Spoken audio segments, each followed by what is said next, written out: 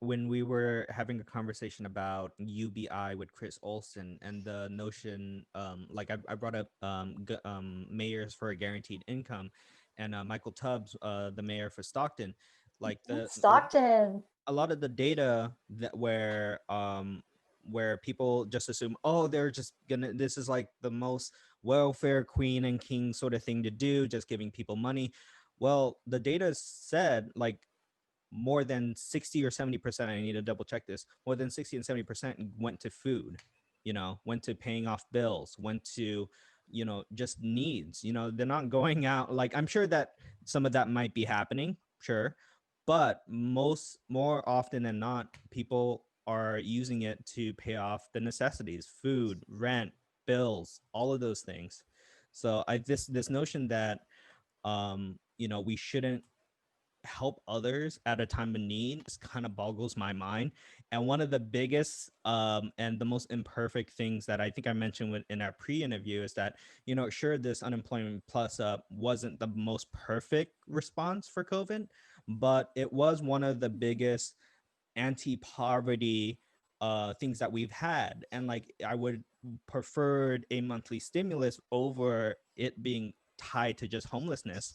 But this just recognized, if you put money in the hands of people, they know what to do, and then they can get and pay things off, and feed a family member, go out and pay off a bill and all of these other things. And so I think, Support small business, and supporting small right? Support business, small business, support, yeah, supporting their community. restaurants, and yeah, the like the local plumbing store versus a Home Depot. And it's and this is another thing about cities that I just kind of don't get. Like, they're putting such a big emphasis on these big box stores for the tax revenues versus over the needs of a community that, you know then if you're going to do that, what's the point of the Chamber of Commerce for small businesses?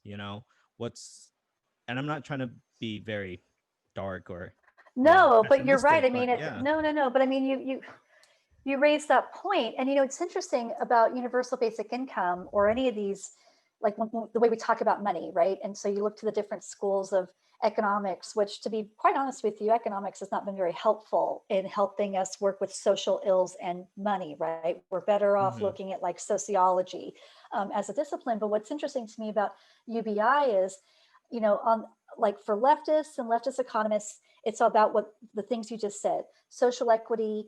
A little bit of money goes a long way. It's an anti-poverty measure. But what trips me out is like, and you don't hear too much about this anymore because people have taken kind of a hard turn when it comes to business. But there was a time when you would read economists on the right, like Greg Mankiw, and he would talk about, one the like major tenet of right wing economics was that property and paying money into property was not a productive use of money. And Hmm. so that the argument that housing costs, high housing costs are detrimental to the rest of the economy, that narrative doesn't get pushed out anymore because it's all about the right to profit Hmm. with housing as your commodity. But when you think about, how productive a rent or mortgage payment is, it's actually not very productive to the greater society, right? Hmm. Your rent payment might be going to your landlord to expend, but it's not going into the community you're living. Um, and and it's not going to support all the things in the local economy. And yeah, I'm with you, Brian. Like, I'm a little boggled as to like why why money going to individuals is not seen as a stimulus, Hmm. whereas money that goes to like major corporations who actually have a lot of cash on hand. I think about the support that the airline industry has gotten through this COVID panic, Hmm. or even some of the banks or some of these big organizations. I They're think getting so much money from the recently, federal government, yeah, and I it's think crazy. I think recently, and this was reported by The Hill, like, we've had this kind of 6 months process since the first initial, CARES Act, providing that $1,200 plus up for people, and like that stimulus. We've been fighting for that ever since that first initial check. And then I if know. a defense company comes out saying, "Hey, we need a loan from the government, where we need, something to help us get along this whole situation," and then the people at the very top of like the political food chain is like, "Oh yeah, like let's write that check off." And so it really kind of shows the Right. priorities and those people. And maybe it was worth it, maybe it wasn't, but the thing is, it shows a signal. It signals to your constituents that you prioritize these multi-million dollar companies over the individual, almost.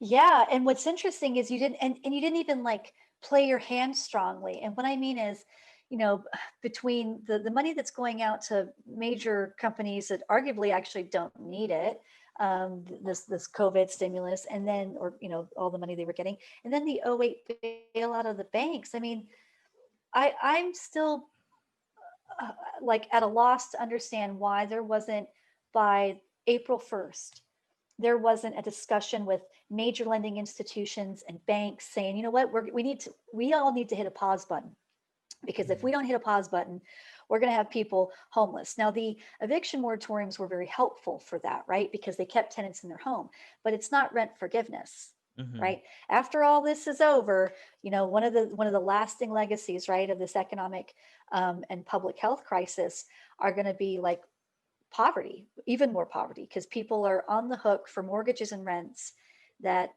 they can't pay now. I don't know how they're going to pay them.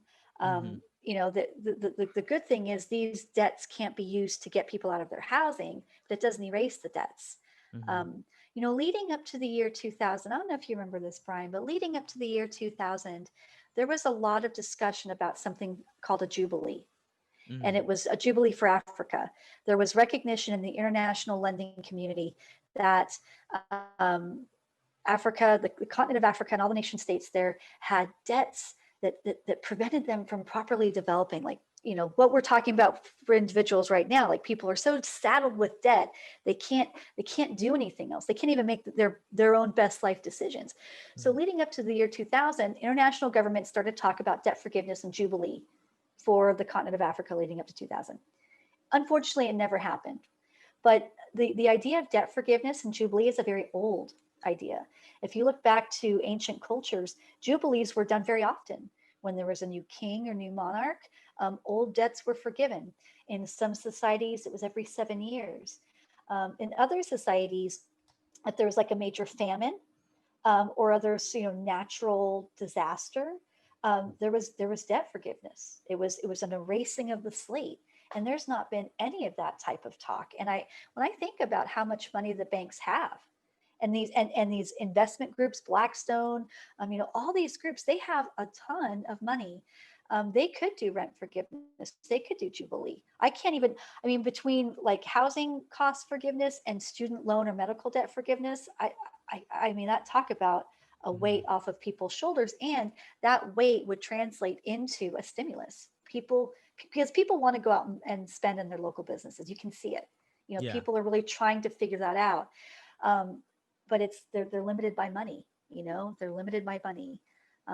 And that's, the cancel rent, cancel mortgage movement is, we're really trying to push that forward, because otherwise people are going to be saddled with debt and homeless.